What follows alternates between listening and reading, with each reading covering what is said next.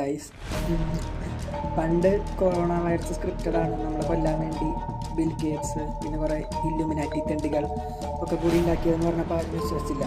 ഇപ്പോൾ ദാ ഇവന്മാർ സെയിം സാധനം കൊണ്ട് വീണ്ടും ഇറങ്ങിയിട്ടുണ്ട്. ഹണ്ട വൈറസ് എന്ന് പറഞ്ഞൊരു വൈറസും കൊണ്ടിട്ട് പറഞ്ഞിട്ടുണ്ട്.